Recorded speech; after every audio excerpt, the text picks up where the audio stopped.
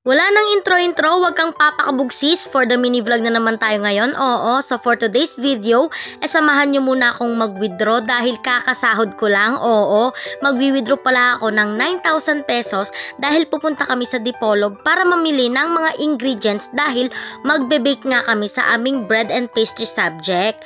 Eto na nga, papunta na kami ng Dipolog City at kasama ko pala yung mga classmate ko. Oo, dahil bibili nga rin sila ng mga ingredients na gagamitin nila sa pagbibake.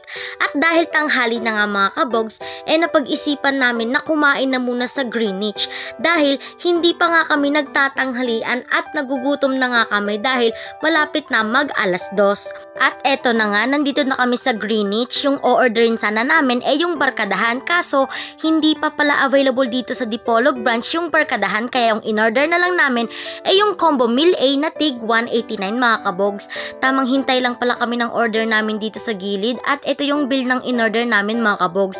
O diba, muntik ko pang nakalimutan dahil kakasahod ko nga lang ay tuturuan ko kayo kung paano ba ako kumikita ng 65,000 pesos ng dahil lang sa pagla-live. So, step 1, i-click mo yung link na nasa bio ko at i-download mo. Dapat sa mismong link ka mag-download para maging valid, para ma-line up ka sa akin at makapasok ka sa agency. Pagkatapos mong ma-download yung link, gumawa ka na ng account using your number, email o yung Facebook mo. Oo, at step 3, pag may account ka na, i-follow at i-message mo ako sa page ko para ma-assist kita. Pero take note guys, sipag at tiyaga ang kailangan mo dito, kaya kung tamad at maliit ang pasensya mo, ay hindi ka pwede dito, kaya go na. Uy, gawin mo na yung mga steps na sinabi ko, now na. Eto na nga, dumating na yung in-order namin. O diba, ang lalaki talaga ng mga chicken sa Greenwich. Hindi ko pinopromote yung Greenwich mga kabogs ha, pero baka naman Greenwich, diba? Sana all.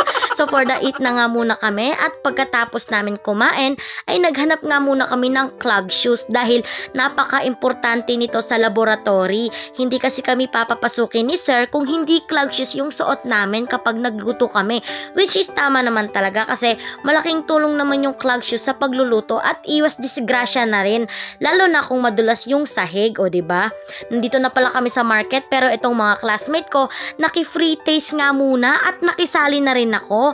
Actually, masarap siya kaya bumili na rin kayo.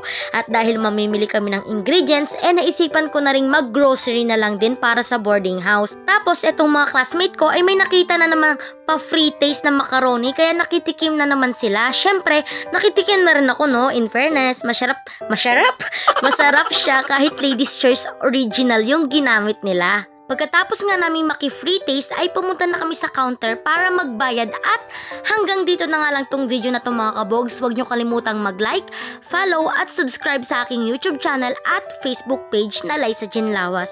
Hanggang sa muli, paalam!